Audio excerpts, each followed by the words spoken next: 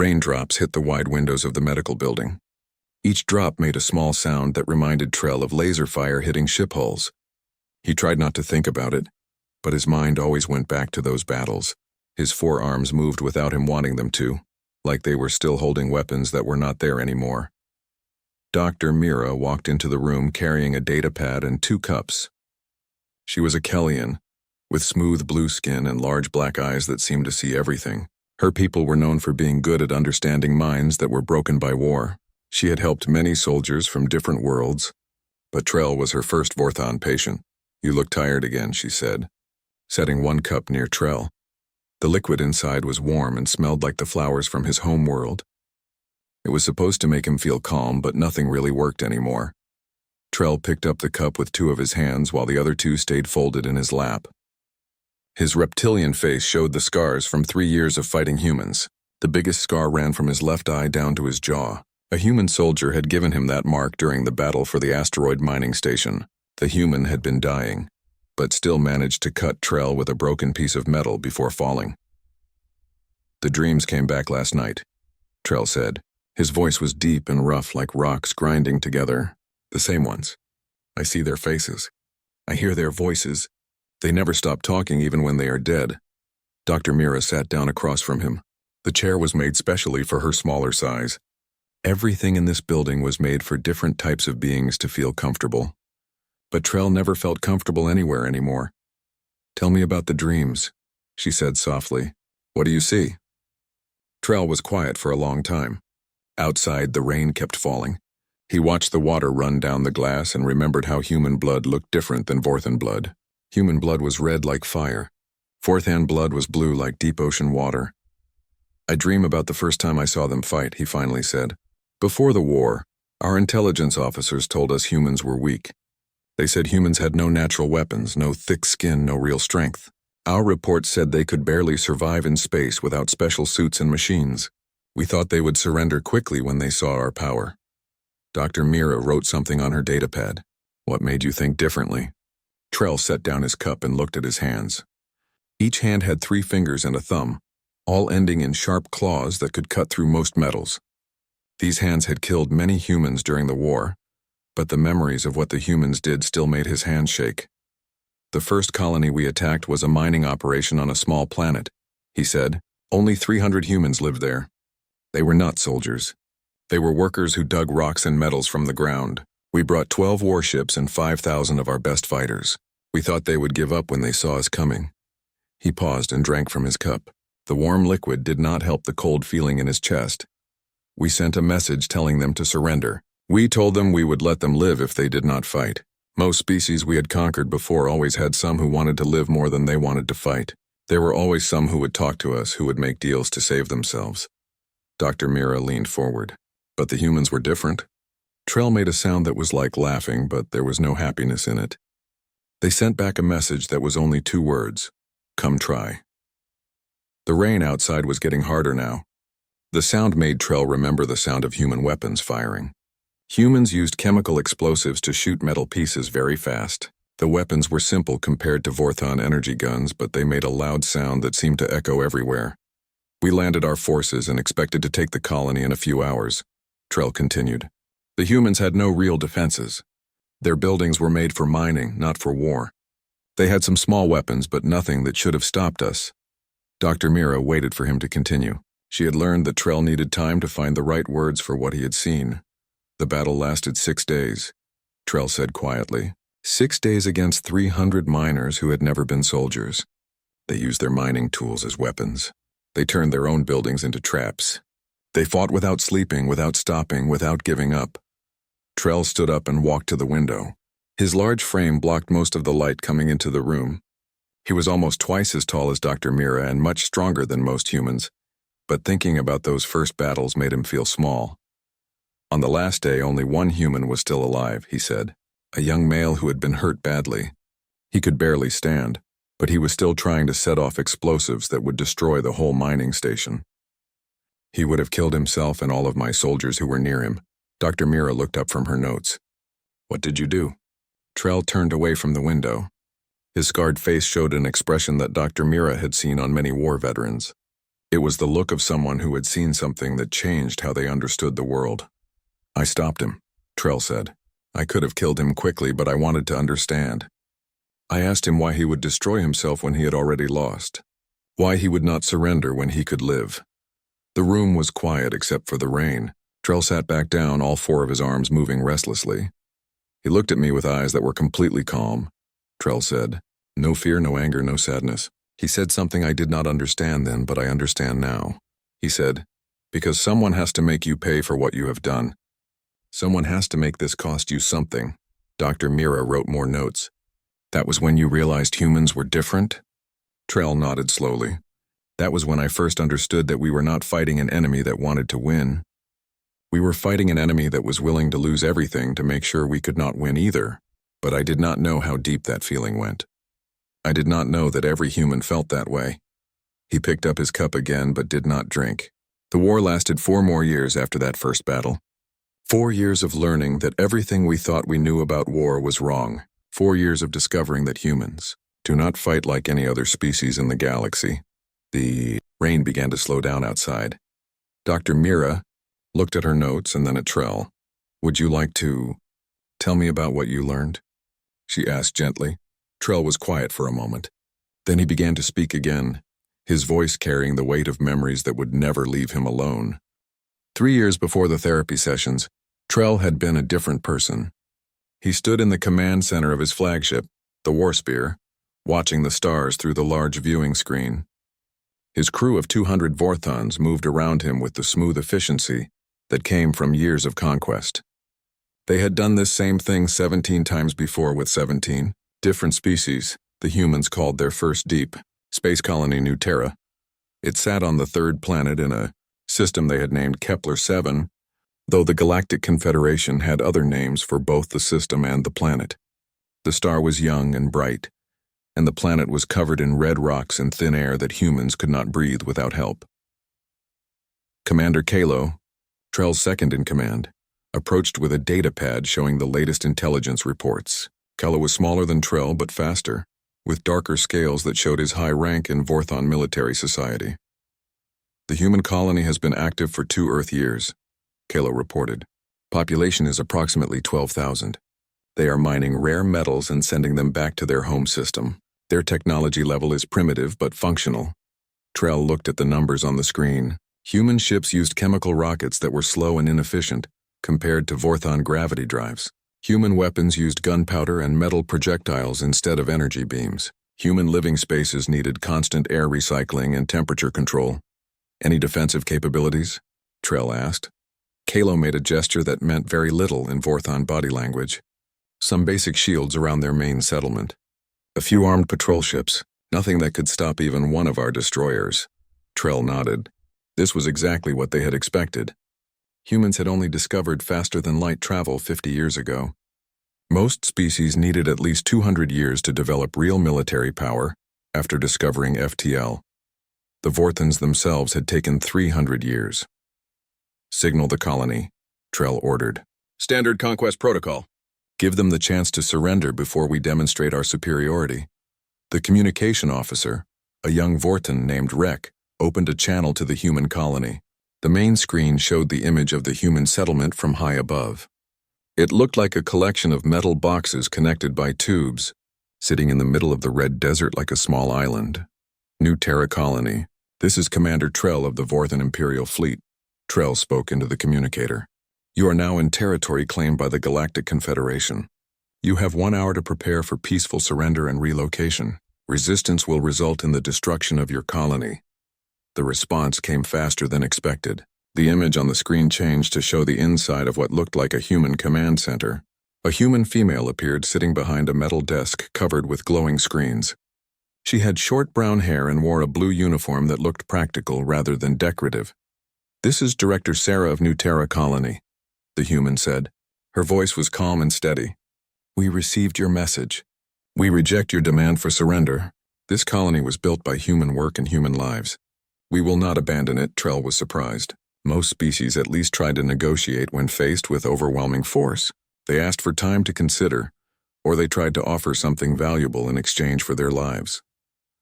"Director Sarah," Trell said, keeping his voice polite but firm. You do not understand the situation. We have 12 warships with a combined crew of 6,000 trained soldiers. You have 12,000 civilians with basic mining equipment. Resistance is not possible. The human female looked directly at the camera. Her eyes were brown and showed no fear that Trell could see.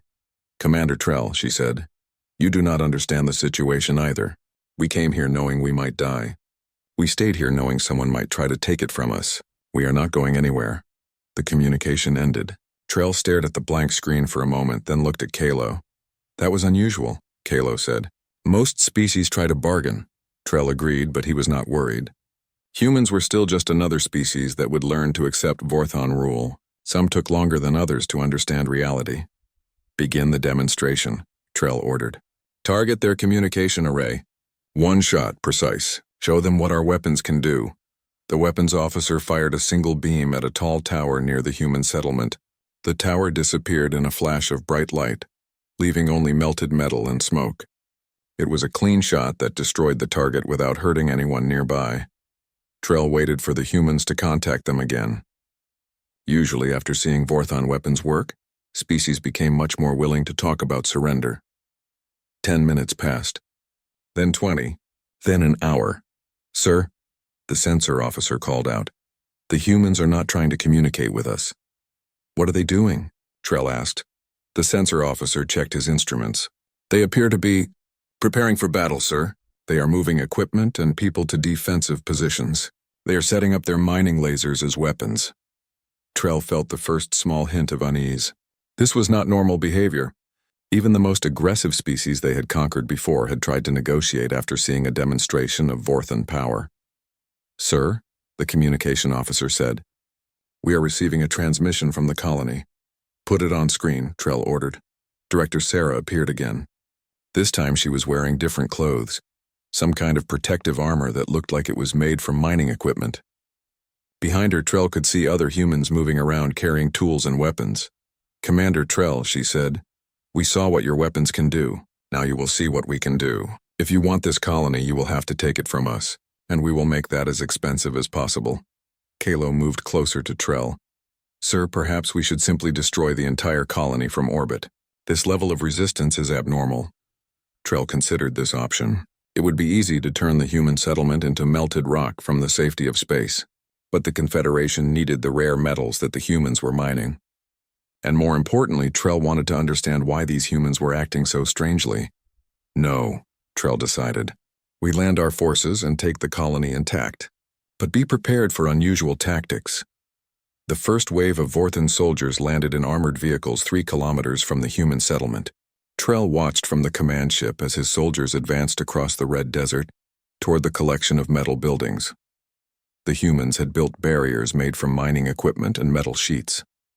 Trell could see humans moving behind these barriers, but they were not running away. They were getting ready to fight. Sir, the ground commander reported through the communication system, the humans have turned their mining lasers into weapons. They have also placed explosive charges around their settlement. And, sir, they appear to have armed their entire population, including the children. Trell felt that unease growing stronger. Children? How young? Some appear to be no more than 10 Earth years old, sir. They are carrying weapons and helping to build defenses. This was completely outside Vorthon experience. In every other conquest, the species they fought had tried to protect their young by keeping them away from battle areas. Having children participate in fighting was something Trell had never seen before. Proceed with the attack, Trell ordered, but try to avoid harming the young ones. What happened next would stay in Trell's dreams for the rest of his life. The Vorthon soldiers were bigger, stronger, and better armed than the humans. But the humans fought in ways that made no sense. When Vorthon soldiers broke through one barrier, they found that the humans had set up another barrier behind it, with humans hiding in positions that the Vorthons had not expected. When Vorthon soldiers tried to go around the barriers, they found that the humans had dug tunnels and holes in the ground, with more humans hiding inside ready to attack. When Vorthon soldiers got close to the human buildings, the humans set off explosions that destroyed their own buildings rather than let the Vorthons capture them. The battle went on for 3 days. Every time the Vorthons thought they had won, they discovered that the humans had prepared something else. The humans never surrendered. They never asked for mercy. They just kept fighting. On the fourth day, Trell realized something that changed how he thought about war forever. The humans were not trying to win. They were trying to make winning cost the Vorthons so much that future battles would be harder. And it was working. 6 months after the first battle, Trell found himself looking at reports that made no sense. His science officers had checked the numbers 3 times, but the results were always the same. According to every measurement they could make, humans were learning faster than any species in recorded galactic history. The war room aboard the War Spear was filled with holographic displays showing star maps, battle reports, and tactical analyses. Trell's senior officers sat around a large table made from polished black stone, their forearms moving as they gestured at the floating images. "Explain this to me again," Trell said to Science Officer Mech, who was responsible for analyzing human technology and tactics. Mech activated a display that showed 2 human ships side by side. One was from the first battle 6 months ago. The other was captured just last week.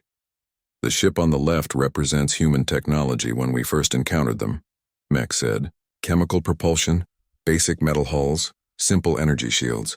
The ship on the right was built using components we captured from our own destroyers. Trell studied the images.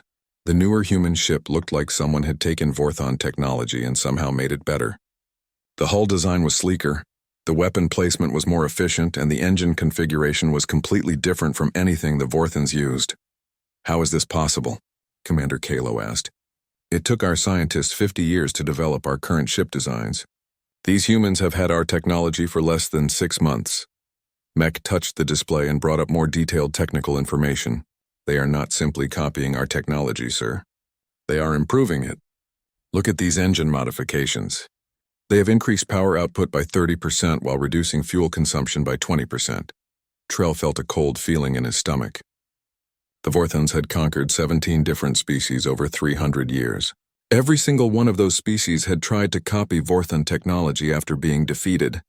None of them had succeeded in making improvements. "Show me the tactical analysis," Trell ordered. The display changed to show battle formations from recent engagements. Mech highlighted the differences between early human tactics and current human tactics.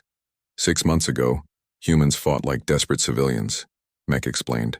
They used basic strategies that we could predict and counter easily. Now look at this. The display showed the battle from last week where humans had used a formation that Trell had never seen before. Human ships had arranged themselves in a pattern that looked random until the Vorthons attacked. Then the pattern had changed into something that concentrated firepower in ways that should have been impossible with the ships available. They are inventing new tactics faster than we can adapt to them, Mech continued. Every battle teaches them something new, and they share that knowledge across their entire fleet within days. Officer Rek, who was responsible for communications intelligence, raised one of his hands to get attention. "Sir, we have intercepted human communications that show another problem," Rek said. "They are not just sharing technology and tactics with their military forces. They are sharing it with their entire population." Trell turned to look at Rek. "What do you mean?" Rek activated his own display showing captured human communication signals. Human civilian scientists are working on military projects. Human engineers who build farming equipment are designing weapons. Human teachers are training children in tactical planning. Their entire species has become focused on this war. This was something else that Trell had never encountered before. In Vorthon society, military matters were handled by military people. Civilians did civilian work and stayed out of military affairs. The idea that an entire species could reorganize itself for war in just a few months was disturbing. "There is more, sir," Rek continued. "We have detected communications between human colonies in different star systems. They are coordinating their efforts across distances that should make such coordination impossible." Commander Kalo looked confused. How can they coordinate across multiple star systems? Even with their best communication technology, messages between star systems take weeks to travel. Rek showed them a map of human space with communication lines marked in different colors. They are using a combination of fast courier ships and pre-planned contingency protocols. When one colony learns something useful, they immediately send that information to all other colonies using the fastest ships available. But more importantly, they seem to have planned for this war before it started. Trell stared at the map. Human space was not large compared to the Galactic Confederation. but it was organized in a way that made every colony part of a larger network. If the Vorthans attacked one colony, the others immediately knew about it and began preparing. "Sir," Science Officer Mech said quietly, "there is something else you should see." Mech activated a new display that showed what appeared to be a Vorthan destroyer, but as Trell looked more closely, he realized it was not quite right. "This is a human ship that was spotted near the Proxima system yesterday," Mech explained. "It appears to be built using a captured Vorthan destroyer as a base, but with extensive modifications. The ship in the display looked like someone had taken a Vorthan destroyer and completely rebuilt it. The weapons were in different positions. The hull had been changed to a new shape, and there were additional components that Trell did not recognize." "How many of these modified ships do they have?" Trell asked. "Our intelligence suggests they have built approximately 50 ships using captured Vorthan technology," Mech replied. "But sir, each ship is different. They are not mass-producing identical copies. Each ship represents a different experiment in ship design." Trell stood up and walked to the main viewing screen, which showed the stars outside the ship. Somewhere out there, humans were building ships and planning strategies and learning, things that were changing the nature of the war. "How long do our tactical experts estimate it will take for humans to reach technological parity with our forces?" Trell asked. The room was quiet for a moment. Then Mech answered in a voice that sounded uncertain. "Sir, according to our calculations, if humans continue learning at their current rate, they will reach technological parity in approximately 8 months. But sir, there is a problem with this estimate." Trell turned around. "What problem?" "The estimate assumes that humans will only reach the same level of technology that we currently have," Mech said. "But based on what we have observed, they will not stop at parity. They will continue to improve their technology beyond what we have achieved." Commander Kalo made a sound that indicated disbelief. "That is not possible. We have been developing our technology for thousands of years. They have had access to our technology for less than 1 year." Mech looked at his data displays again. "Sir, I can only report what our measurements show. Human learning speed appears to be approximately 10 times faster than any other species we have encountered."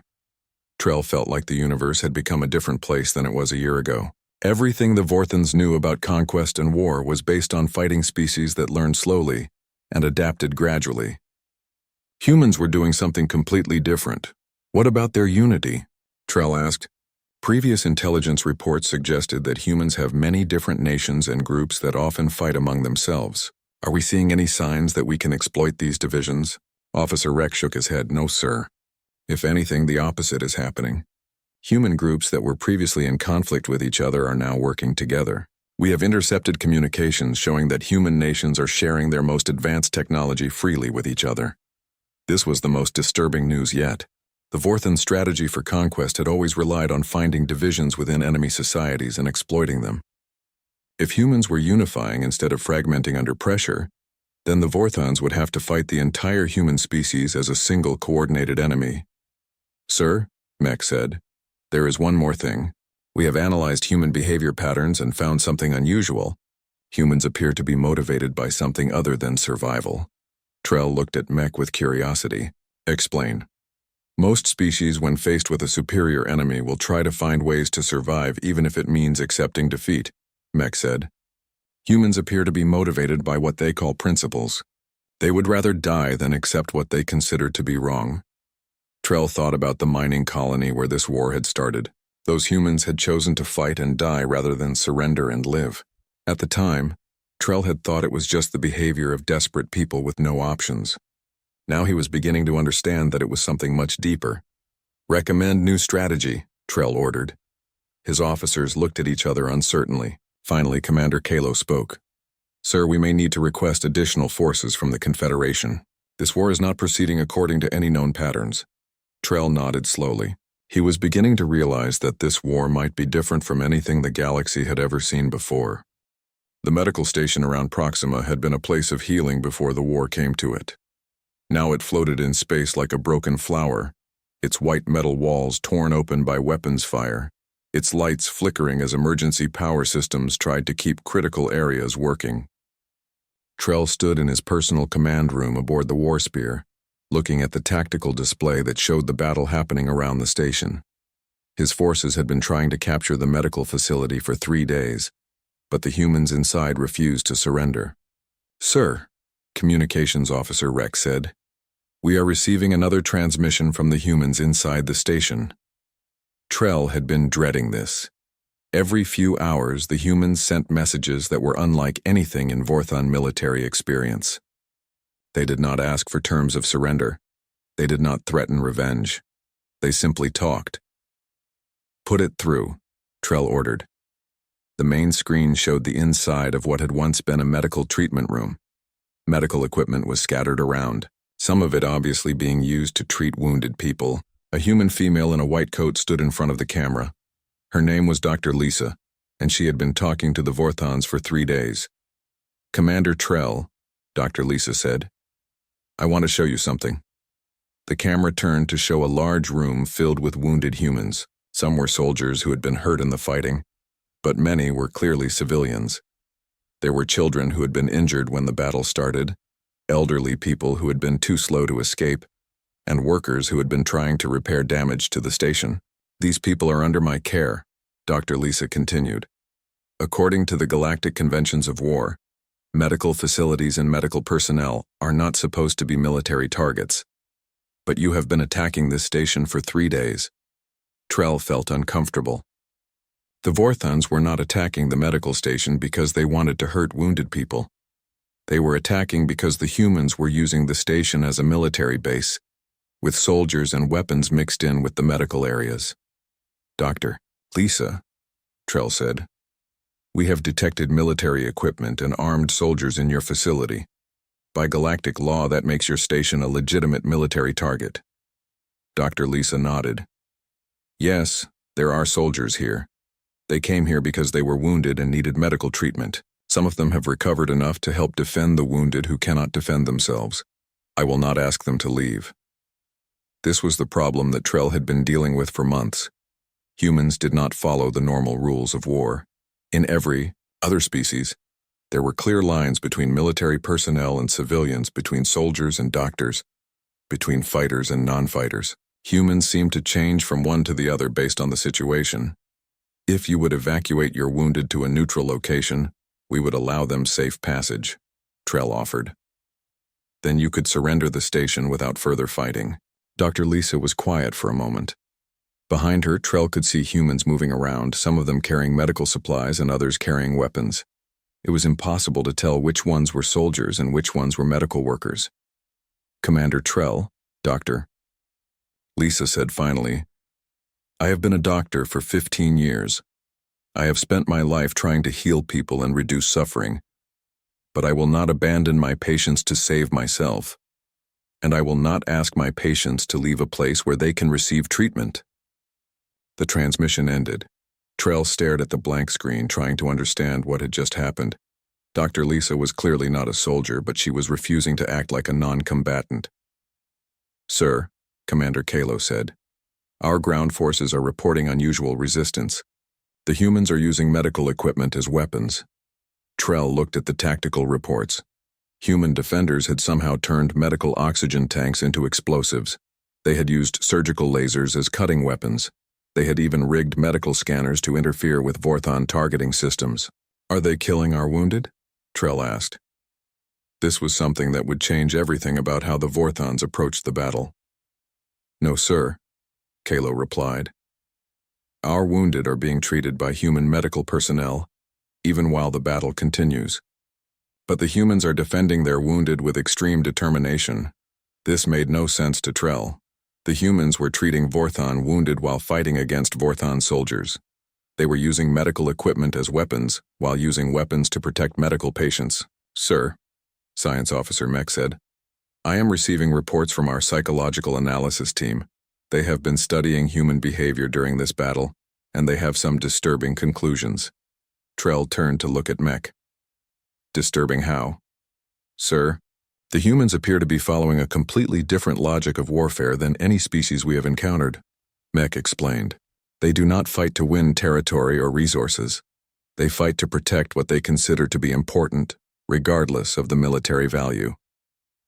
Mech activated a display showing different areas of the medical station.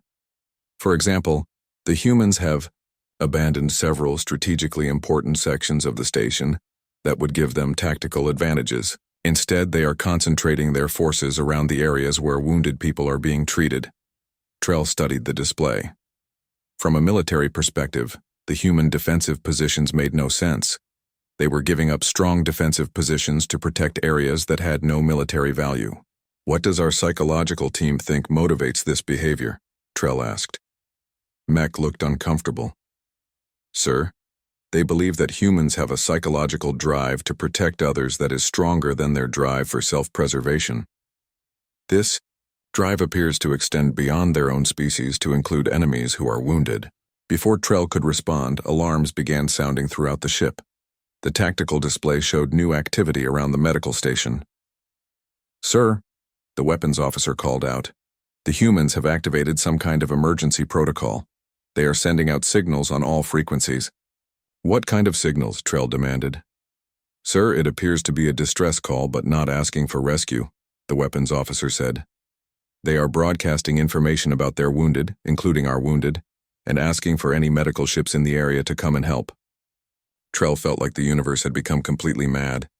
The humans were in the middle of a battle, surrounded by enemy forces, and they were calling for help to treat wounded enemies.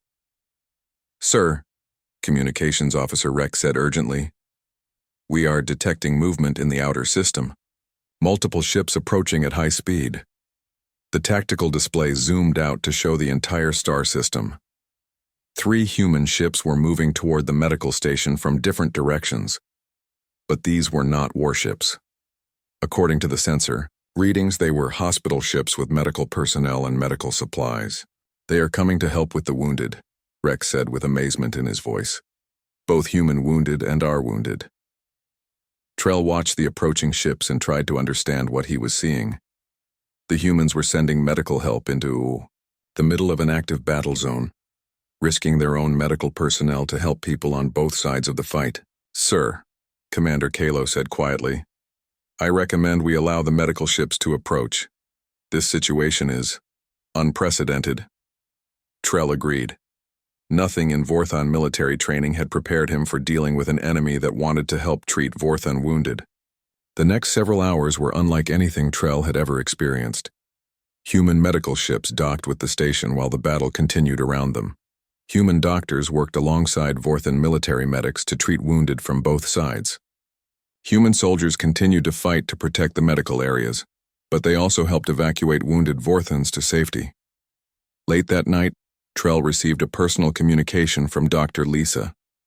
Commander Trell, she said, I want you to know that we have successfully treated 12 of your wounded soldiers. They are ready to be returned to your ships whenever you wish. Trell looked at the image of the human doctor. She looked tired and had blood on her white coat, but her eyes were calm and steady. Why? Trell asked. Why are you helping our wounded while we are fighting against you? Doctor, Lisa was quiet for a moment. Because they are wounded, she said simply. Because they need help. Because that is what doctors do. Trell realized that he was looking at something that did not exist in Vorthon society. Humans had people whose primary loyalty was not to their own species or their own side in a war, but to an idea about reducing suffering wherever they found it. Dr. Lisa, Trell said, if you surrender now, I will guarantee safe passage for all wounded people in your facility, both human and Vorthon. Dr. Lisa smiled sadly. Commander Trell, I cannot surrender. Not because I want to keep fighting, but because surrendering would mean abandoning people who need help. As long as there are wounded people here, I will stay here. The communication ended. Trell sat in his command room for a long time, trying to understand what kind of enemy could fight a war, while simultaneously trying to heal the people they were fighting against. For the first time since the war began, Trell began to wonder if the Vorthons really understood what they were fighting. Earth hung in space like a blue and white jewel, beautiful and peaceful from a distance. But Trell knew that what he was seeing from the command deck of the Warspear was an illusion. The planet below was preparing for the most desperate battle in human history, and every person on that world had chosen to fight rather than surrender. The final battle had been inevitable from the moment the war began. 3 years of fighting had led to this. the combined might of the Galactic Confederation fleet surrounding humanity's homeworld. While 8 billion humans prepared to defend their planet with everything they had, Trell looked at the tactical displays showing the positions of both fleets. The Confederation had brought over 200 warships from dozen different worlds, fourth-hand dreadnoughts, Kellian cruisers, Rathak destroyers, and support ships from a dozen other species, all working together to end the human threat once and for all. The human fleet was smaller but more advanced than it had been 3 years ago. They had learned to build ships that were faster and more powerful than anything the Confederation had seen before. But numbers were numbers, and the humans were badly outnumbered. "Sir," Commander Kalo said, approaching with the latest intelligence reports, "our scouts have confirmed that Earth's orbital defenses have been destroyed. The human fleet has retreated to defensive positions around their moon. The planet appears to be defenseless." Trell nodded, but he felt no satisfaction. 3 years of fighting humans had taught him that appearances could be very deceiving when it came to human military capabilities. "What about civilian evacuation?" Trell asked. "Have the humans been moving their population to other worlds?" Kalo checked his datapad. "Sir, that is one of the unusual aspects of this situation. There appears to have been no significant civilian evacuation.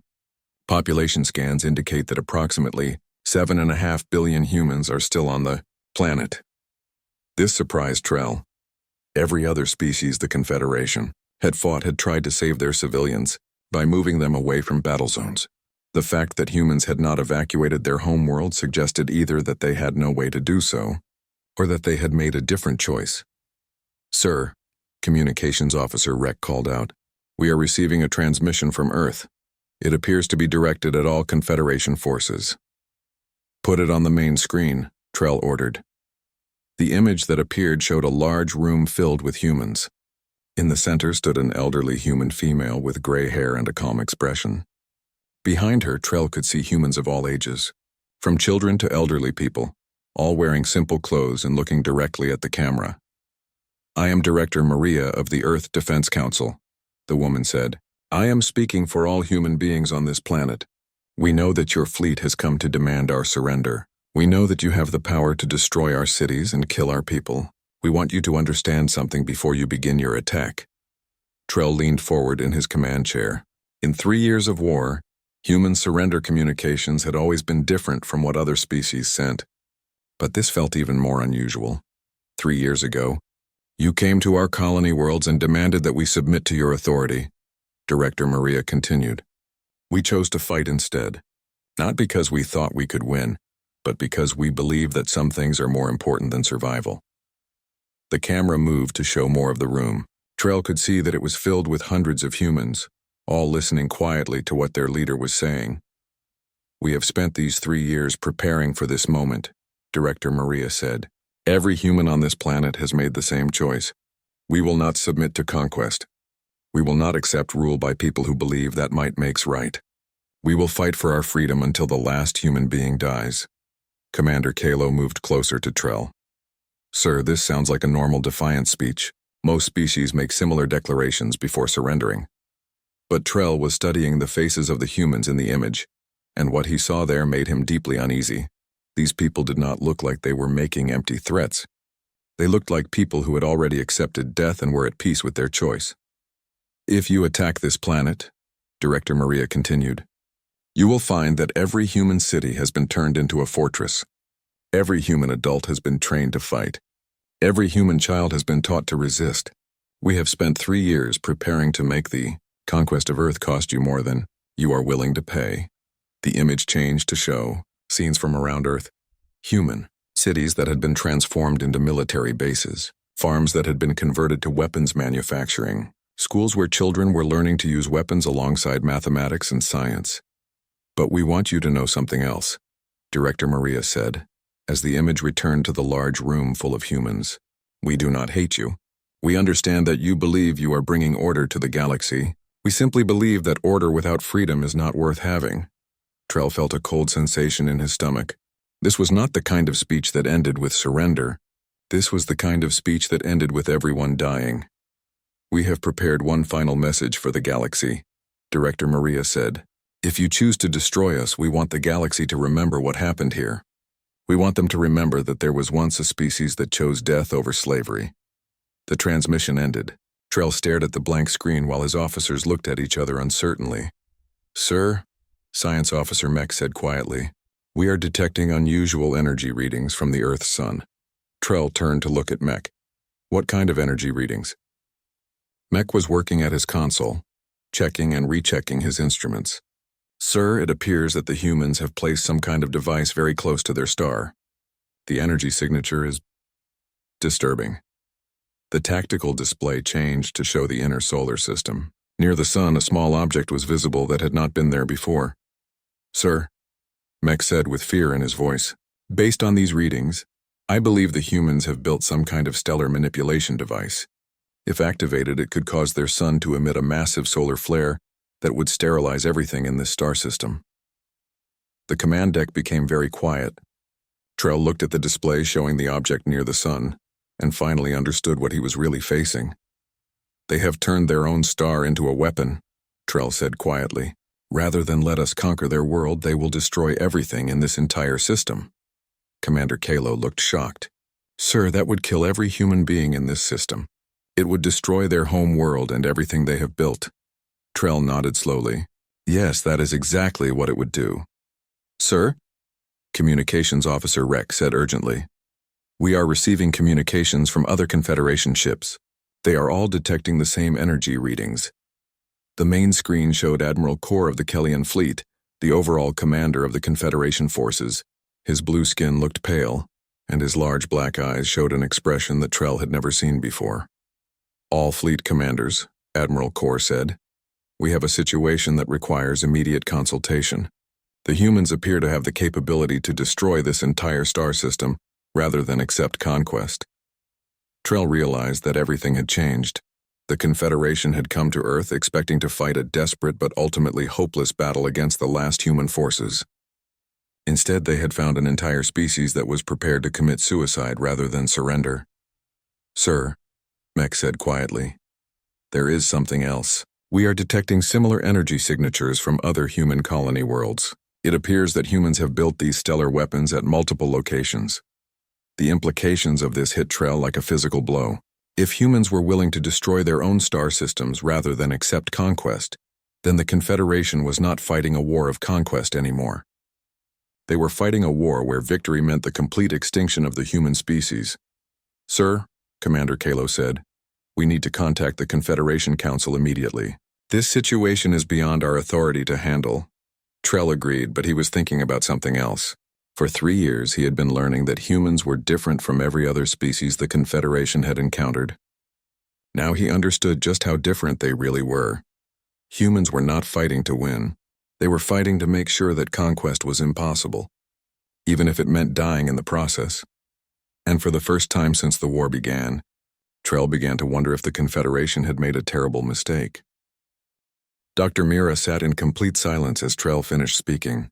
The rain outside had stopped, and the medical building was quiet except for the soft sound of air moving through the ventilation system. Trell's forearms were folded in his lap, and his scarred face showed the exhaustion of someone who had been carrying a heavy burden for too long. "The official records say that humanity surrendered after 3 years of war," Dr. Mira said carefully.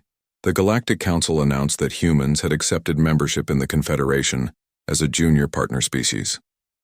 Trell made that sound that was like laughing, but had no happiness in it. "The official records are a lie," he said quietly. "Humanity never surrendered. The Confederation surrendered to humanity." Dr. Mira set down her datapad and looked directly at Trell. "Tell me what really happened at Earth." Trell was quiet for a long time. When he finally spoke, his voice was so low that Dr. Mira had to lean forward to hear him. "Admiral Core called an emergency meeting of all fleet commanders," Trell began. "We met on his flagship while our forces waited around Earth. The Admiral told us that the Confederation Council had been in emergency session for 6 hours, trying to decide what to do about the human stellar weapons." Trell stood up and walked to the window again. Outside, the sky was clearing and he could see other buildings in the medical complex where other veterans were trying to heal from their own war experiences. The Council had realized something that changed everything, Trell continued. If humans were willing to destroy entire star systems rather than accept conquest, then the Confederation could never safely rule human space. Even if we won the battle at Earth, humans in other systems would use their stellar weapons. The entire human species would choose extinction rather than slavery. Dr. Mira wrote notes on her datapad. What did the Council decide? They decided that the war had to end immediately, Trell said. Not because the Confederation could not win the military battles, but because winning would mean committing genocide against an entire species. And the Council realized that if we were willing to commit genocide to establish our rule, then we would become something that the galaxy should fear. Trell turned away from the window and looked at Dr. Mira. Do you understand what that means, Doctor? The humans forced us to choose between becoming monsters or accepting them as equals. There was no middle option. Dr. Mira nodded slowly. So the Confederation offered humans membership in the Council? Not just membership, Trell said. Full membership with equal voting rights and equal representation.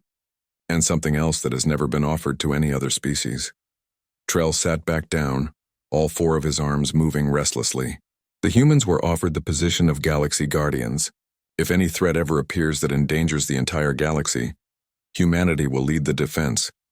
Dr. Mira looked surprised. Why would the Council make humans the Guardians? Trell looked directly at her. Because after 3 years of fighting them, every species in the galaxy understood the same truth.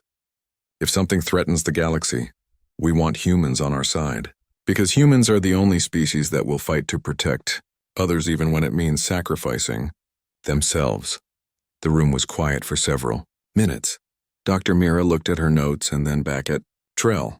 You said earlier that the war still haunts your dreams, she said gently. What specifically do you dream about? Trell's expression changed to something that Dr. Mira had not seen before. It was not fear or anger or sadness. It was something closer to wonder, but mixed with deep unease. I dream about the last day of the war, Trell said, after the Confederation announced the ceasefire and the new treaty. There was a period of several hours when both fleets were still in the same system, but the fighting had stopped. Trell paused and seemed to be remembering something very clearly. During those hours, something happened that I did not expect, he continued. Human ships began approaching our ships, not to attack, but to offer help.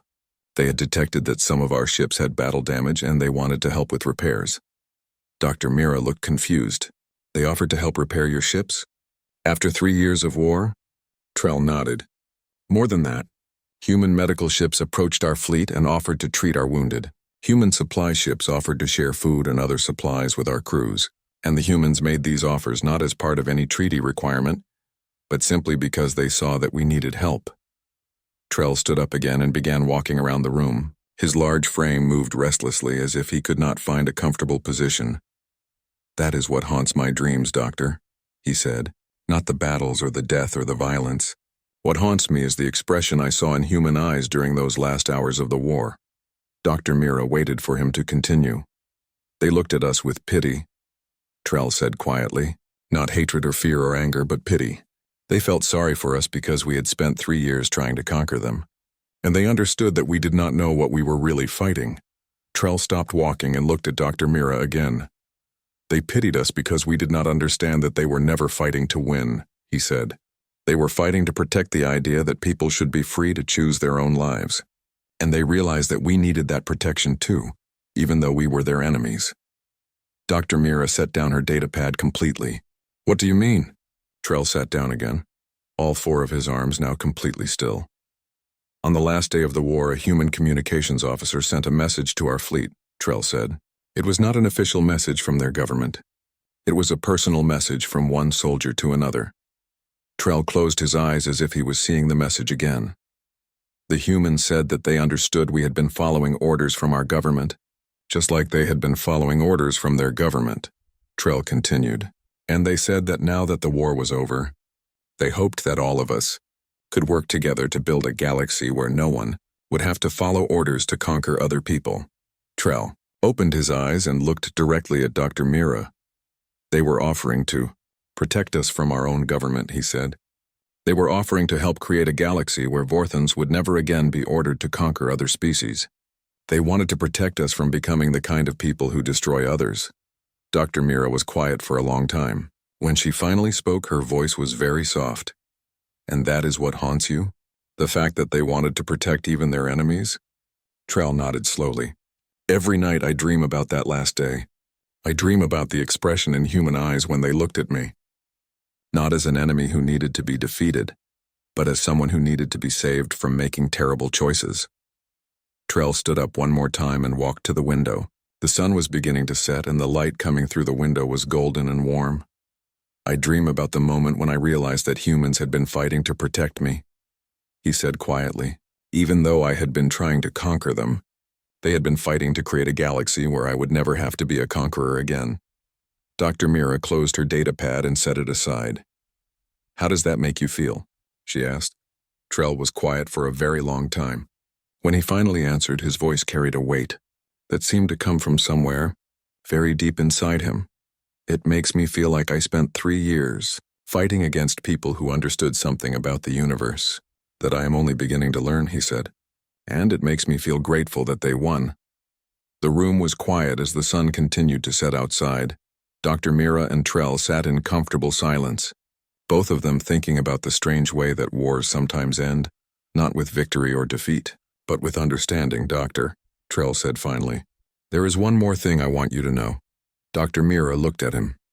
6 months ago, I received a communication from Earth, Trell said. It was from Director Maria, the human leader who gave the final speech before the last battle. She sent me a message saying that if I ever wanted to visit Earth, I would be welcome there. Trell turned away from the window and looked at Dr. Mira. She said that humans believe that people who have seen war need to see peace, he said. And she said that anyone who is willing to learn about peace will always have friends among humanity. Dr. Mira smiled for the first time during their session. Are you thinking about accepting her invitation? She asked. Trell was quiet for a moment. Then he made a sound that was like laughing, but this time there was some happiness in it. Yes, he said. I think I am ready to learn about peace.